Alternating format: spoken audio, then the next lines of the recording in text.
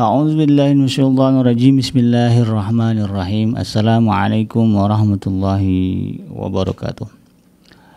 Innal hamdalillah nahmaduhu wa nasta'inuhu wa nastaghfiruh wa na'udzubillahi min shururi anfusina wa min sayyiati a'malina may yahdihillahu fala mudhillalah wa may yudlilhu fala hadiyalah. Asyhadu an la ilaha illallah wahdahu la syarikalah wa asyhadu anna Muhammadan abduhu wa rasuluhu la nabiyya ba'dah.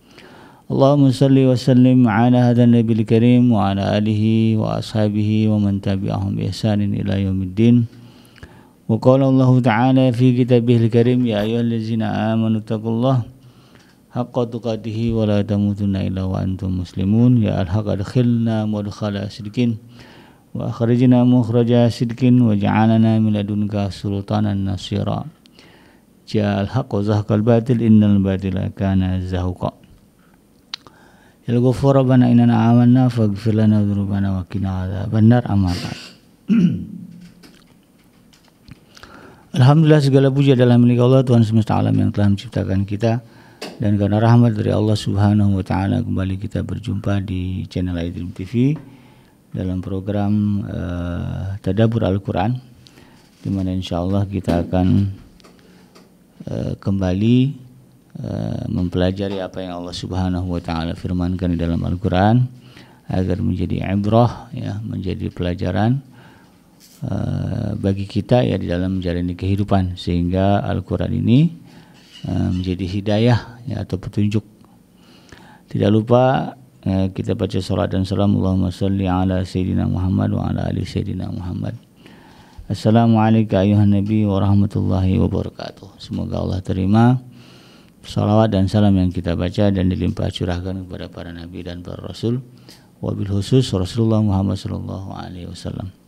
Dan semoga kita termasuk ke dalam kelompok orang yang akan berbahagia ketika berjumpa dengan Allah nanti di yaumul mahsyar, dijauhkan dari siksa api neraka, dimasukkan ke dalam jannah, dan dipertemukan dengan Rasulullah Muhammad sallallahu alaihi wasallam. Insyaallah, amin ya rabbal alamin. Sahabat iDream yang dirahmati Allah dimanapun Anda berada, di dalam kesempatan kali ini di program Tadabbur Al-Quran kita akan sama-sama kembali mengkaji surah Al-Baqarah ya. Kita beranjak ke di ayat yang ke-153. Di dalam surah Al-Baqarah ayat yang ke-153, Allah Subhanahu wa taala mengulangi firman-Nya pada ayat 45 ya di surah Al-Baqarah. Nah, jadi ini redaksinya mirip dengan surah Al-Baqarah ayat yang ke-45. Jadi diulang lagi di ayat 153 dengan sedikit ya, perbedaan narasinya. Di dalam ayat 153 surah Al-Baqarah ini Allah Subhanahu wa taala berfirman, a'udzubillahi minasyaitonir rajim. Ya ayyuhallazina amanu ista'inu bis-sabri was-shalah innallaha ma'as sabirin. Ayat ini pendek, tetapi kalau kita lihat perintahnya lumayan berat. Allah Subhanahu wa taala memerintahkan kepada kita, hai orang-orang yang beriman, ya ayyuhallazina amanu ista'inu, meminta tolonglah kepada Allah bisabri wassalah, dengan sifat sabar dan juga dengan perbuatan atau dengan ibadah salat. Ista'inu bisabri wassalah. Memohonlah ya, memohon pertolonganlah, minta tolonglah kepada Allah dengan sabar dan salat. Sabar ya, sahabat iDream yang dirahmati Allah, di dalam Al-Quran pembahasannya banyak sekali ya. Ada ratusan atau puluhan lah ayat ya, yang isinya adalah memerintahkan agar kita bersabar,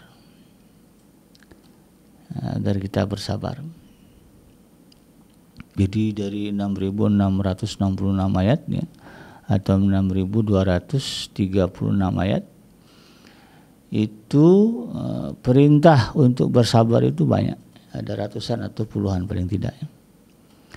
Itu menandakan bahwa sabar ini adalah satu hal yang penting. Ya, kalau di dalam surah Luqman disebutkan min azmil umur, ya, termasuk ke dalam urusan yang penting, ya, urusan yang besar. Makanya kemudian seorang muslim ketika dia mengaku muslim, mengaku sebagai seorang yang beriman kepada Allah, maka dia wajib memiliki sifat sabar. Wajib, ya. Karena kalau nggak punya sifat sabar, tidak akan bisa menjalani kehidupan ini dengan benar sebagaimana Allah kehendaki. Jadi kalau seseorang mengaku muslim tapi dia nggak punya sifat sabar, nah keimanannya dipertanyakan. Karena di dalam ayat ini saja jelas perintahnya bahwa orang beriman itu diminta oleh Allah ya, untuk punya sifat sabar. Kalau kemudian dia mengaku beriman kepada Allah nggak punya sifat sabar, maka imannya dipertanyakan. Bahkan kalau kita lihat di dalam sejarah, ya itulah yang ditujukan oleh para nabi dan para rasul. Mulai dari Nabi Allah Adam alaihissalam sampai Rasulullah Muhammad sallallahu alaihi wasallam, mereka ya manusia-manusia pilihan Allah yang punya sifat sabar yang luar biasa. Bahkan di antara para nabi dan para rasul itu ada yang disebut sebagai Rasul Ulul Azmi, ya, di mana kesabaran mereka ya, di atas rata-rata nabi dan rasul yang lainnya. Ya, kalau dilihat kan ada Nabi Ibrahim, Nabi Nuh, ya, Nabi Nuh, kemudian Nabi Ibrahim, lalu ada Nabi Musa, Nabi Isa, dan kemudian Nabi Muhammad SAW. Ya, disebut sebagai Rasulul Azmi. Ya. Kenapa disebut Rasulul Azmi? Ya? Ya, karena kesabaran yang ada dalam diri mereka ketika mengemban risalah dakwah yang diperintahkan oleh Allah, yang diberikan Allah kepada mereka, mereka luar biasa. Ya. Kesabarannya besar. Maka orang yang beriman, orang yang Islam, ya, orang yang mukmin wajib punya sifat sabar. Ya. Dan untuk menguatkan kesabaran kita ini, ya, didorong dan dibantu dengan sholat. Nah, sholat kalau dimaknai doa juga bisa, ya. Karena isi sholat itu kan doa. Jadi aksi nyatanya sabar, kemudian ikhtiar lainnya adalah dengan doa, ya, atau sholat. Makanya ada hadis yang mengatakan bahwa ya doa itu adalah senjatanya orang yang beriman. Silatul mu'minin, ya, ya. Silahul mu'minin, ya. Senjatanya, ya. Senjatanya orang yang beriman kepada Allah. Artinya apa? Ya, doa itu menjadi amalan yang melekat pada diri seorang mukmin. Ya, doa. Jadi kita lihat bagaimana Rasulullah SAW ya, dalam banyak kesempatan mengajarkan kita berdoa, dan beliau juga banyak berdoa kepada Allah. Ya, karena doa itu, ya sahabat itu, atau salat itu menunjukkan ketergantungan kita kepada Allah. Kalau kita masih butuh Allah, maka salatnya, doanya harus diperkuat, ya, harus diperbanyak. Ini kalau kita lihat Rasulullah SAW, salatnya tidak hanya salat wajib. Ya, ada banyak salat ya di luar salat wajib yang dikerjakan oleh Rasulullah SAW.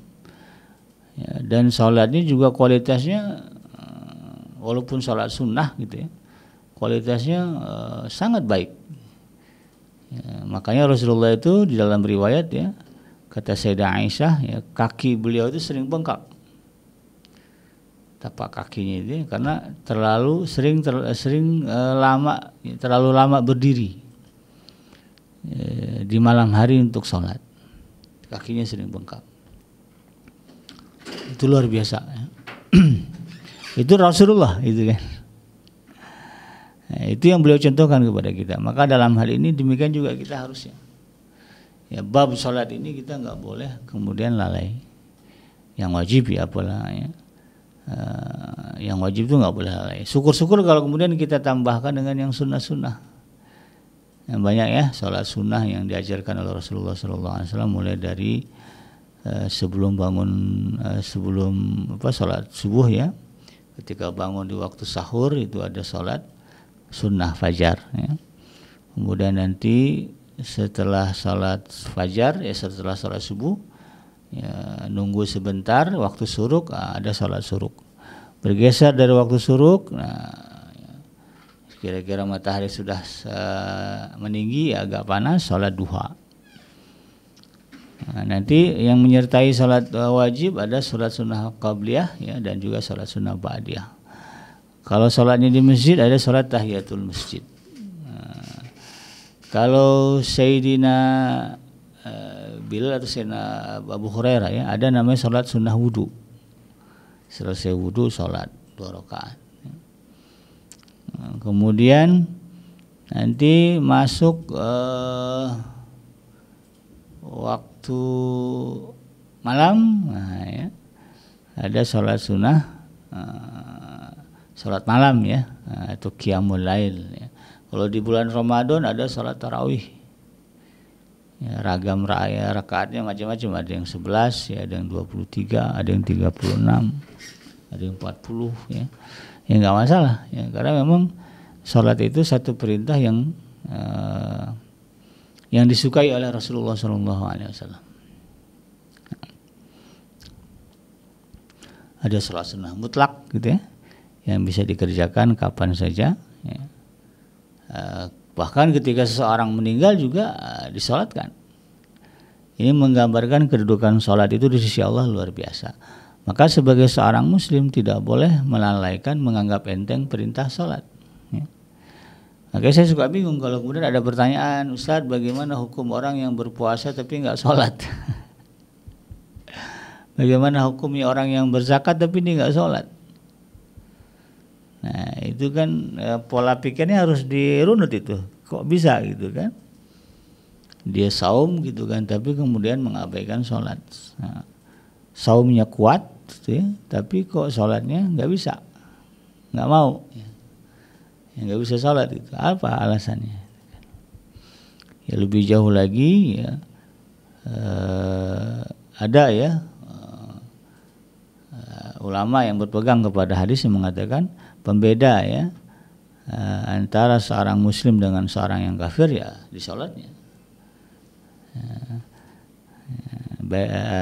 Tarkus salah baina muslim wa kafir ya salah. Perbedaan antara seorang muslim dan orang yang bukan muslim ya nonis ya di sholatnya gitu kan. Jadi itu yang kemudian kita harus fahami gitu kan. Jadi sebagai seorang muslim kita tidak boleh mengabaikan ya, menganggap enteng perintah untuk mengerjakan sholat. Bahkan di sini disebutkan bahwa sholat itu mengiringi kesabaran ya. Sabar itu kan min azmil umur ya, menjadi sifat wajib bagi kita seorang muslim. Nah supaya sifat itu melekat pada diri kita dibantu dengan sholat. Di dalam surah Ibrahim kalau nggak salah ada perintah yang mengatakan wa'mur ahlaka bis-shalah wastabir 'alaiha. Perintahkanlah kepada keluargamu untuk mendirikan sholat dan bersabarlah di dalamnya. Karena sholat itu sabar itu kalau kita nggak punya sifat sabar nggak benar gitu. Makanya kan ada istilah sholat kilat, 2 menit selesai. Ya, apalagi di musim bulan Ramadan ini kan ada ya yang suka viral di setiap bulan Ramadan sholat tarawih kilat. Nah, ya. Kita dengarnya aja, lihat tayangan ini saja lucu gitu kan, dari segi bacaannya, tunggak-tunggiknya gitu kan. 23 rakaat selesai hanya dalam waktu 10 apa berapa menit ya. Kalau 10 menit berarti kan dua rakaatnya itu kan 1 menit ya. Satu rakaatnya 1 menit lah. 1 menit kurang bahkan kan 23. Nah, gimana itu? Jadi kalau nggak dengan sabar itu susah. Maunya kita buru-buru aja. Maunya cepat-cepat aja. Padahal kalau disadari ya sholat adalah momen atau waktu kita face to face ya, dengan Allah Subhanahu wa taala. di mana kita tidak bisa diganggu dengan yang lain. Kalau kita terdistract dengan yang lain, sholatnya kan batal. Jadi orang nggak boleh dalam sholat ngobrol, makan. Murni ketika sholat itu dia menghadap Allah.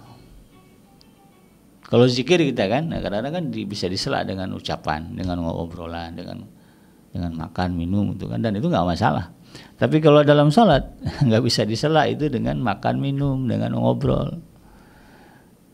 Bahkan berpaling dari kiblat saja sudah batal. Ini menandakan bahwa sholat adalah waktu, momen yang Allah sediakan bagi kita untuk face to face langsung dengan Allah tanpa ada gangguan. Nah, ini yang kemudian kita harus pahami dan kita sadari.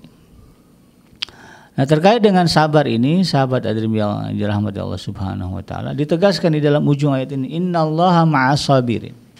Sesungguhnya Allah itu bersama dengan orang-orang yang sabar. Ya, jadi penegasan ayat ini menggambarkan kepada kita pentingnya kita punya sifat sabar. Makanya kemudian sifat sabar ini harus kita latih. Kalau kata Gus Dur almarhum, diriyadhahi, dilatih. Bukan hanya sekedar diucapkan, saya sabar, harus dilatih kesabaran itu. Banyaklah ya ajang-ajang ya atau ke aktivitas harian kita dalam kehidupan kita yang melatih kesabaran, apalagi kalau punya anak kecil ya. Itu ekstra ya untuk melatih kesabaran. Nah, yang kerja di kantor pasti ya ada punya teman ya, kita bisa melatih kesabaran dengan teman. Sehingga kalau terbiasa kita sabar, kualitas sholat kita akan jadi bagus. Karena udah terbiasa sabar. Ya, karena makna sabar itu sendiri ya sahabat Edrim, secara bahasa itu artinya menahan diri. Kalau secara bahasa itu sabar dimaknai dengan kata lainnya adalah al-habsu, ya, yaitu menahan diri. Sedangkan secara syar'i ya, sabar adalah menahan diri dalam 3 perkara. Yang pertama ketaatan kepada Allah, ya, ibadah. Ya. Kemudian sabar dalam hal-hal yang menahan diri dari hal yang diharamkan oleh Allah Subhanahu Wa Taala. Dan kemudian yang ketiga adalah sabar dalam menjalani musibah, ya, atau hal-hal yang dianggap tidak menyenangkan atau pahit ya, yang datang dari Allah Subhanahu Wa Taala. Di dalam 3 keadaan inilah kita bersabar. Dalam yang pertama ketaatan kepada Allah. Ketika kita melaksanakan segala perintah yang datang dari Allah Subhanahu Wa Taala, kita harus bisa menahan diri untuk istiqamah di dalamnya. Ya kan, kalau kita mungkin maunya udahan aja ya. Misalnya kayak tadi itu sholat ya disegerakan aja, udah cukup dah nih, udah jangan lama-lama, nanti itu dagangan pembelinya nggak bisa nunggu lama gini-gini. Nah, akhirnya kita maunya ringkas-ringkas saja. Dalam menjalani ibadah saum bulan Ramadan maunya segera bulan Ramadan itu berlalu aja. Udah hari keberapa ini ya Allah, baru hari kedua, masih ada 27 atau 28 hari lagi gitu kan. Jadi kalau begitu caranya ya ibadah kita tidak memiliki kualitas yang bagus. Ya, kita kan kalau ada nyuruh orang ya lalu kemudian kita perintahkan, ketika dia mengerjakannya terburu-buru, kita nggak suka itu karena rawan salah. Ya, tapi kalau kerjaannya nggak terburu-buru ya, nyantai juga enggak, tapi betul-betul pas lah gitu kan. Nah, kita senang gitu kan. Kalaupun cepat, kecepatan itu dibarengi dengan ketelitian dan kehati-hatian. Bukan berarti sholat itu mesti lama ya. Ya Rasulullah SAW juga ada masanya meringkas sholat. Terutama kalau beliau mau safar. Ya. Dalam banyak riwayat disebutkan Rasulullah itu kalau mau safar ya beliau meringkas sholat, artinya sholatnya dipercepat. Ya boleh. Ya. Tetapi itu tadi ya bukan terburu-buru. Penuh dengan ketelitian dan kehati-hatian ya. Kadar khusyuknya tetap ada. Yang kedua di dalam hal yang diharamkan. Nah, ini ya juga bukan hal yang mudah ya. Allah melarang kita melakukan perbuatan zina ya, apalagi di zaman sekarang ya. pintu-pintu perzinahan itu terbuka lebar dan mudah gitu kan. Asal punya aplikasinya gitu ya. Ya, dengan memainkan jari ya, perbuatan zina bisa terhidang ya. bisa tersedia. Bahkan banyak tempat yang bisa menampung ya untuk orang melakukan perzinahan. Nauzubillah ya. Nah, itu zaman sekarang. Kadang-kadang kita susah bedakan ya mana yang pezina mana yang tidak. Mudah-mudahan kita diselamatkan Allah dari fitnah ya perzinahan ini. Itu kalau nggak dengan sabar susah ya, untuk kita menahan diri dari yang diharamkan oleh Allah Subhanahu wa taala. Allah sudah haramkan riba itu kan, ada aja tawarannya dari bank ini bank itu, ya nelpon nge-WA apa ini ada pinjaman sekian-sekian, bunganya sekian. Lumayan nih Pak ya buat lebaran, wah macam-macam ya.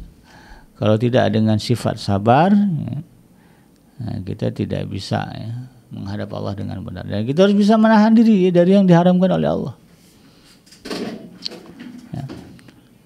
Nah, Allah apalagi ya, Allah larang kita marah ya. Kadang-kadang bukannya mudah juga itu ya. Ada aja yang mancing emosi, anak lah, istri lah, suami lah ya, mertua lah, orang tua lah, ini terutama para istri ya. Harus bisa menahan diri dari amarah ya. Ya, walaupun kita merasa, jadi jangan pernah merasa punya hak untuk marah. Karena Allah sudah perintahkan tahanlah amarah ya. Ya, di dalam surah Ali Imran kan begitu ya. Wal kadhiminal ghaidha wal 'afina 'anil nas. Yang menahan amarah ya dan memaafkan kesalahan manusia. Ya, harus bisa itu ya.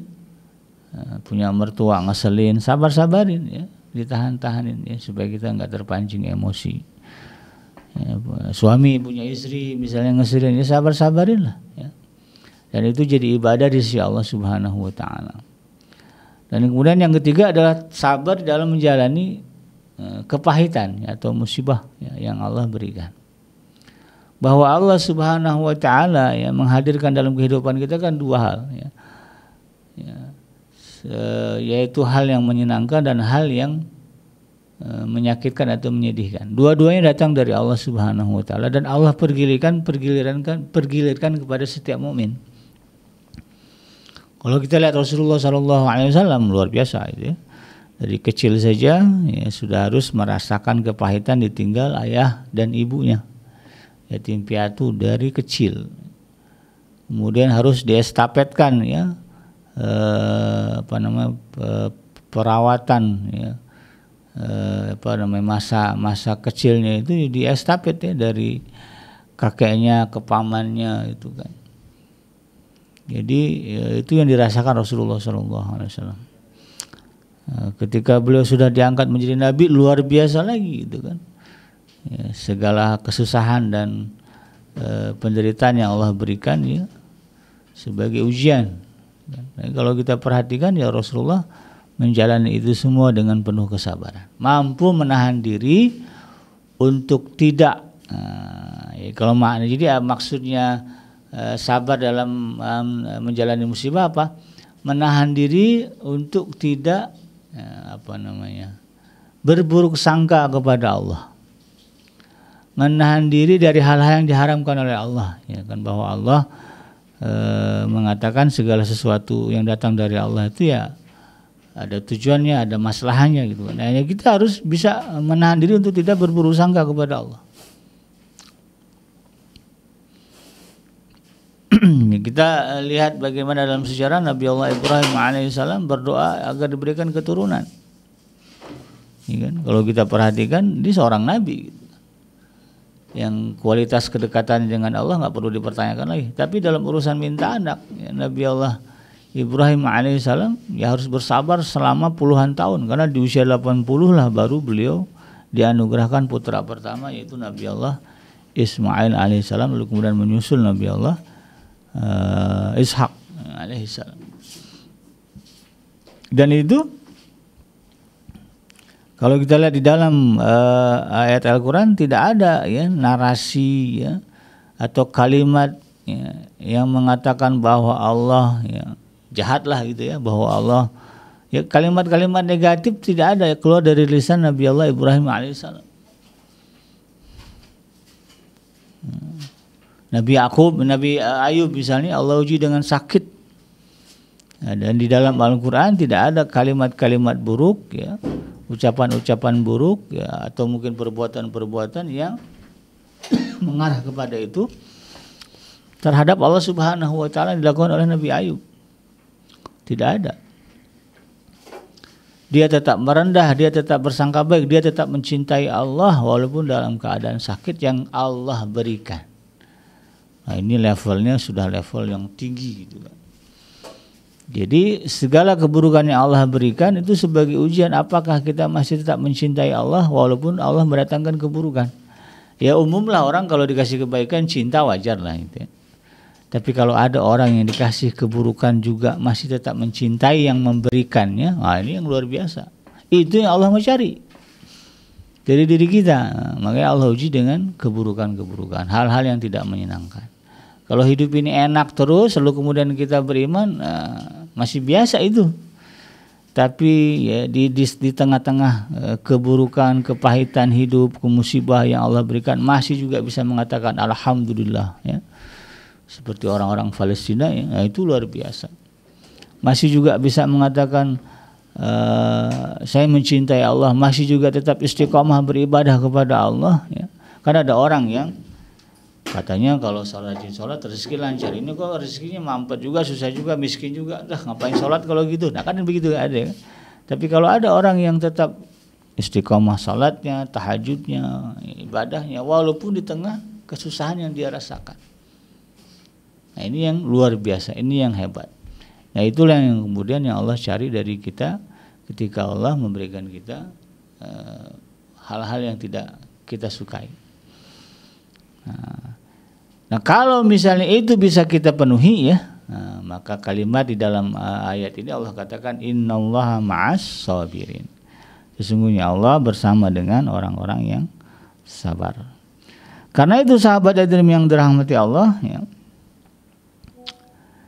di dalam surah Al-Balad ayat yang ke-17 ya, surah Al-Balad ini surah yang ke-90 ya, di dalam ayat yang ke-17 Allah katakan Thumma kana minal ladzina amanu wa tawasaw bis sabri wa tawasaw bil marhamah. Dan dia tidak pula termasuk orang-orang yang beriman dan saling berpesan untuk bersabar dan saling berpesan untuk berkasih sayang. Jadi orang-orang yang kafir itu sahabat Idrim ya, salah satu indikasinya dia enggak punya sifat sabar. Dan sebaliknya orang yang beriman sebagaimana Allah sebutkan di dalam surah Al-Asr ya, adalah mereka yang punya sifat sabar. Bahkan untuk untuk mempertahankan kesabaran di dalam diri mereka Allah perintahkan apa? Bertausiah ya. Saling berpesan ya. Sebagaimana disebutkan dalam surah Al-Asr kan tawasaw bil haqqi wa tawasaw bis sabri ya, berpesan di dalam saling berpesan agar tetap di dalam kesabaran, tawasaw bil haqqi saling berpesan agar tetap di dalam kebenaran dan saling menasihati agar tetap di dalam kesabaran. Nah, itu ciri orang yang beriman. Nah, orang yang enggak beriman kalau dalam surah Al-Balad dikatakan apa? Mereka enggak suka saling berpesan menetapi kesabaran dan saling berpesan untuk saling berkasih sayang. Nah, jadi supaya kita kuat sabar, ya, maka sering-seringlah itu ya, menghadiri majelis-majelis atau punya teman yang selalu mengingatkan kita untuk bersabar. Yang datang ke pengajian, di pengajian kan nanti ada pembahasan ya tentang agama, tentang Al-Quran, tentang hadis. Nah, di situ kadang-kadang muncul ya tema-tema tentang kesabaran. Nah, kita dengarkan itu, sehingga kemudian itu menguatkan kita untuk tetap bersabar di jalan Allah Subhanahu Wa Taala. Sabar dalam 3 hal tadi. Ya. Nah, itu yang kita coba ya lakukan sebagai cara ya untuk semakin mendekatkan diri kita kepada Allah Subhanahu Wa Taala. Demikian sahabat hadirin yang dirahmati Allah. Mudah-mudahan yang benar, mudah-mudahan bisa bermanfaat, yang benar datang dari Allah Subhanahu Wa Taala, dan yang salah semata-mata lahir dari kealfaan dan juga kehilapan saya pribadi. Saya bikinnya pamit undur. Hasbiyallahu la ilaha illahu alaihi tawakkaltu wa huwa rabbul arsyil azim. Subhanaka Allahumma rabbana wa bihamdika asyhadu an la ilaha illa anta astaghfiruka wa atubu ilaik. Walhamdulillahi rabbil alamin. Wassalamualaikum warahmatullahi wabarakatuh.